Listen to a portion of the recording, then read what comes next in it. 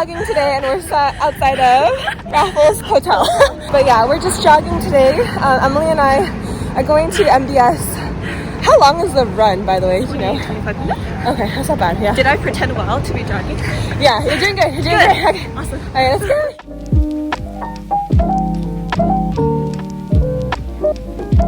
Yay! Okay, there we go.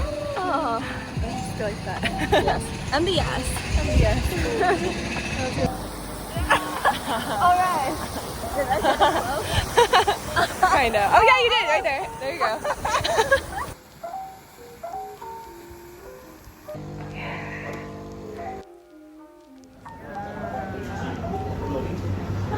Oh my god, it's so good. Let's zoom in. Don't even know if this tastes good, but hopefully the cat will like it.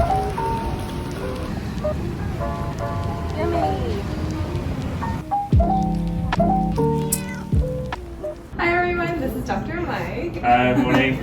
He is the best chiropractor here in Singapore. Wow, so much pressure. Also from Michigan. Yes, Yeah. we grew up in Michigan, but been here about 10 years now. So, and lucky enough to run across Emily, about a month or two ago, I think now. Yeah. And I've been working on her posture and doing other things. So yeah, so far so good. And I think she just wanted to show a little bit of some of the things we do. So we'll give you a couple short little clips of working on her today. So if you're ready, you can go ahead and lay down, Emily. All right. All right. Handsome. Don't get my double chin. Chin up.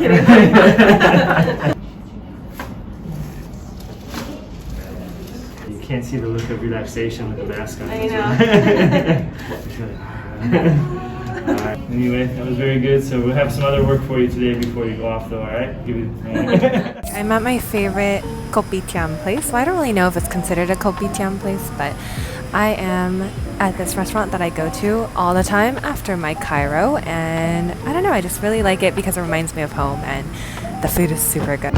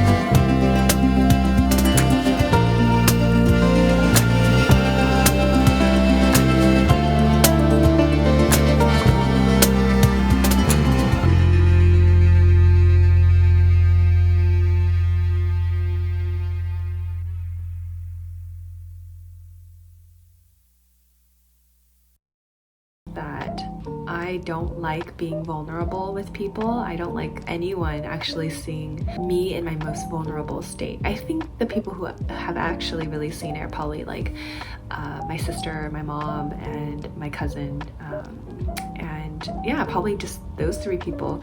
And I feel like I only show people certain parts that I want to show when I'm being vulnerable, but it's been a long time since I've let anyone see that part of me. You know, I think what I'm learning is that being strong doesn't mean that, you know, you don't have emotion, and it doesn't mean that you can't be vulnerable.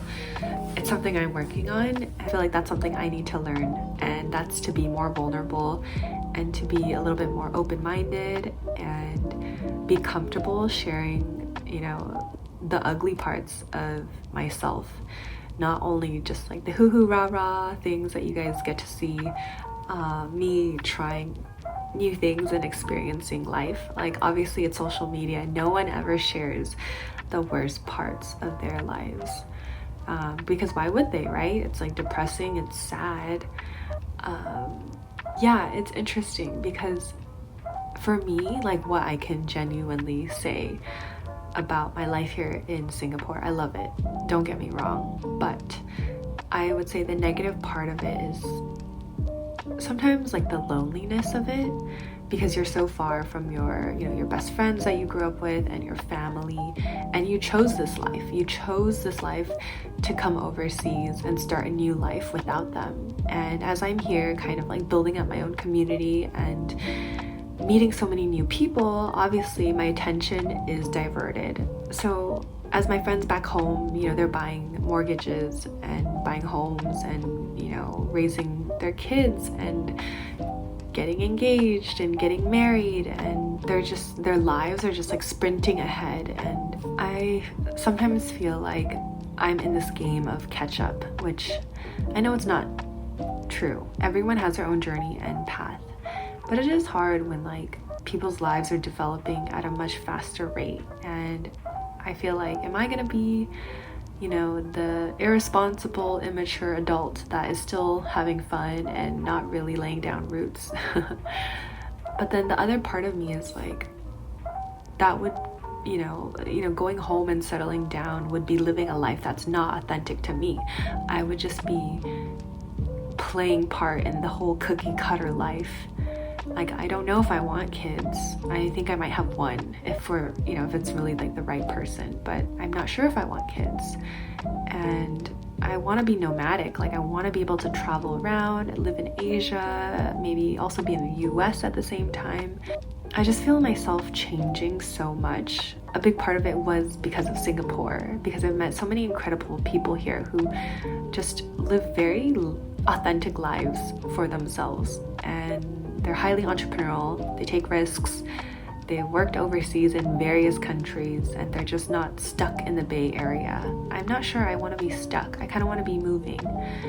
But then I'm also thinking, is stability good? Could stability be good? You know, I feel like I haven't had an anchor in so long, and maybe what I need is an anchor, whether it's having a pet or a boyfriend or being closer to home. Like, these are all things that I consider. And I think I have been intentional with people that I love back home.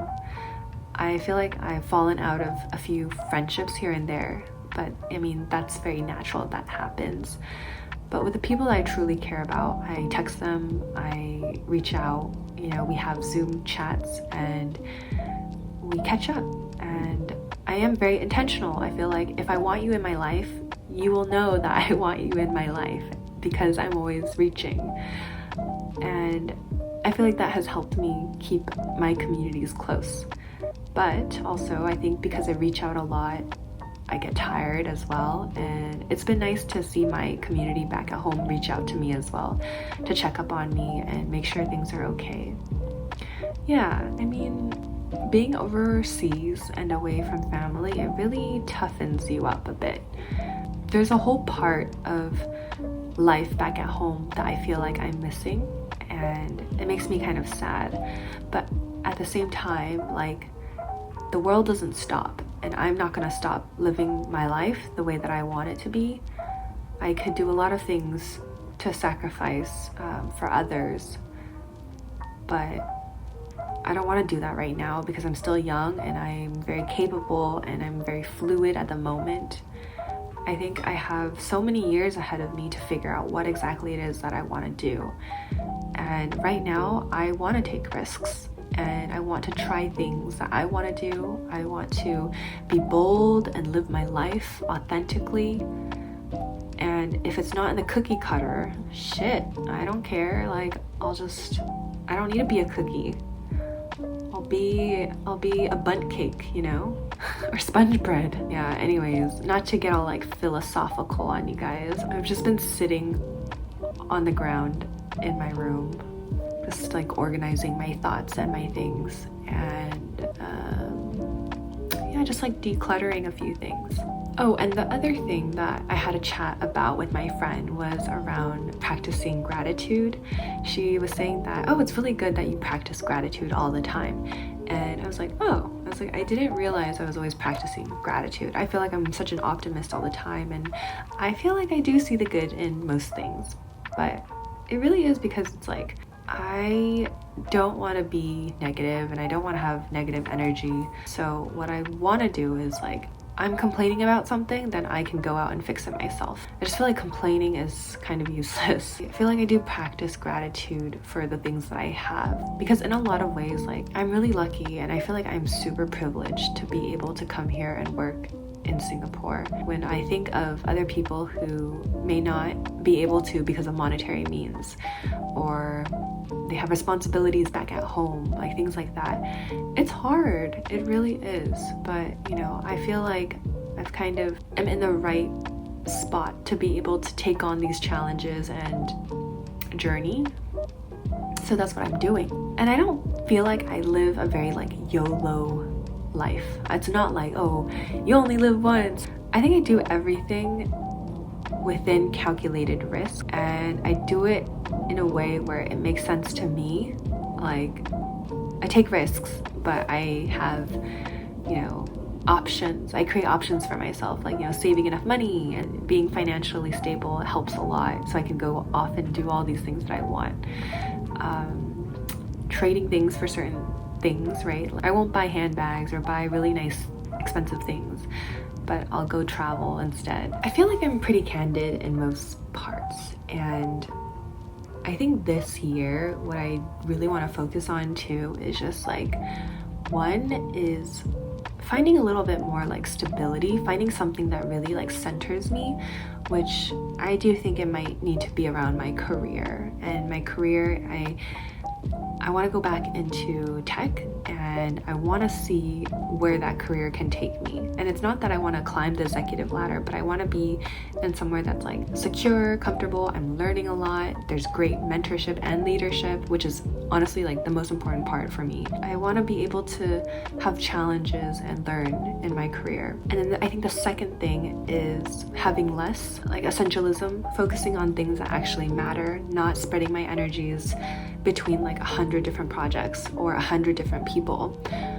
It's hard because as much as I want to give all my energies to different types of people, I feel like I do need to narrow down my energies on things that really matter to me, like my family and maybe like my passion project. So I'll have less time to do more of these like social gatherings, but I think it's because I want to focus on myself right now. And then I think third eventually is finding my partner.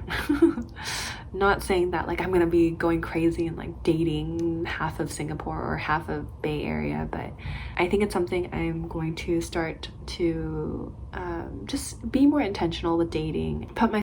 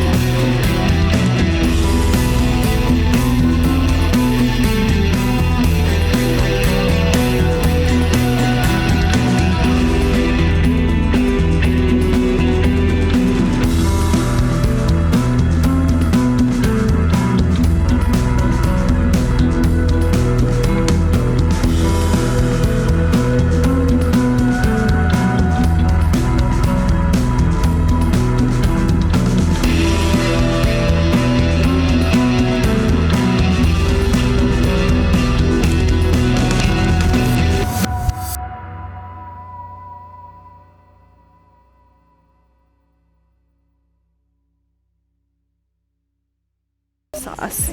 Lots of choices. Ooh, they have hot Cheetos. But I can't, my face is breaking out. So, stick to no snacks.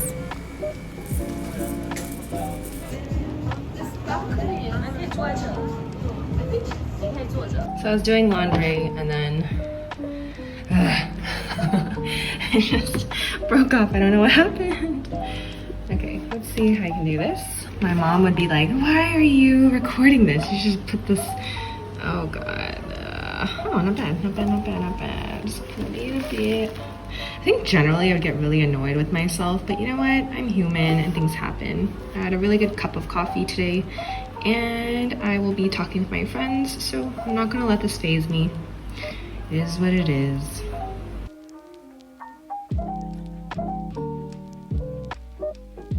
These past few weeks have been really stressful.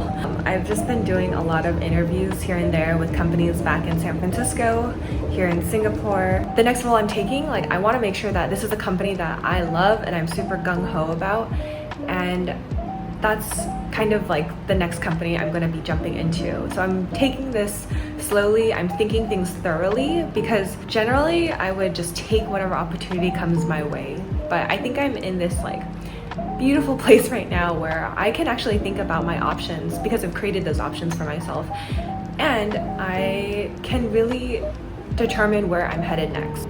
I'm also, this is like my interview makeup. Well, I'm not really wearing makeup, but I have sparkles that K-pop stars put on because I'm a star.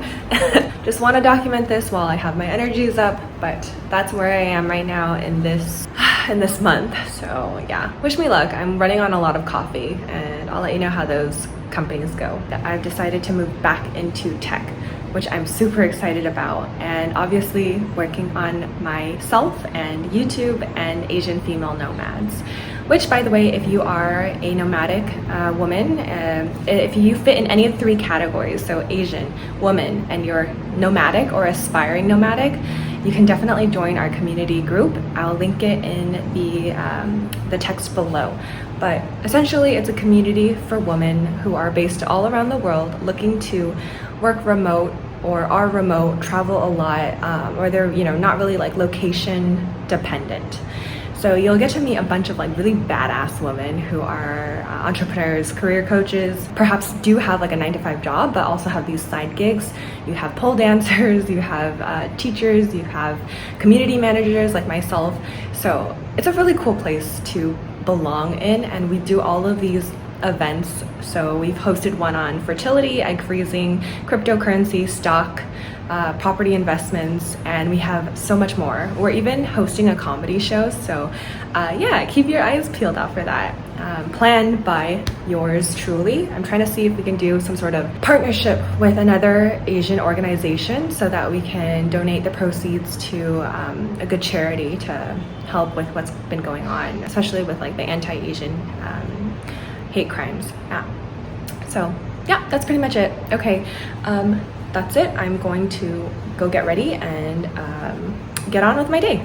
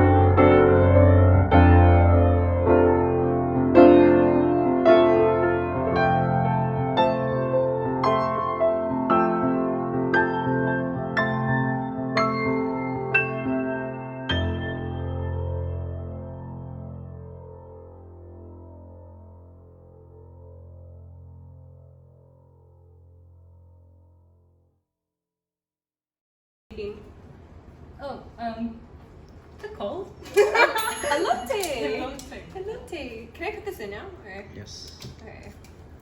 Here I go. Hopefully my eyebrows don't burn off. What's the science behind the mayo, Mark? It just absorbs the marinade with your taste. Ooh. Should I put all of it on? Or? Okay. Is this good? Yep. And this is how you start a restaurant. Okay, I'm gonna try it. It might be too hot. Oh, it's really hot. Yeah, it's really hot. Just be careful. Maybe wait a few minutes. Actually, can I get a fork? Thank you. Wow, I feel like this is like Iron Chef, and I'm tasting Bonnie's cheese thing. I mean, you might not like That's pretty good. It's not what I expected, but it's pretty good. Actually, it's pretty good. Do you know someone who sells this tea? It's from Nepal. It's for fertility and women's health. What the fuck? I don't know. I just chose it because it was like, oh, that's interesting. What on earth is that? For beautiful skin, fertility, women's overall health, healthy heart, try dosha pacifier. I have no idea what Chakra Thank you. pacifier is. Is this for my fertility? Thanks, Bonnie. Okay, so we have cilantro. This is cilantro, right? Or parsley rice? Oh god, parsley rice with lime, chicken with mayo and ginger, chicken adobo, and what's your cheese thing called? It doesn't look that good because we like basically ate all of it, but and corn. I'll probably show the other corn because this corn doesn't look as appetizing. I like how we're both standing on chairs.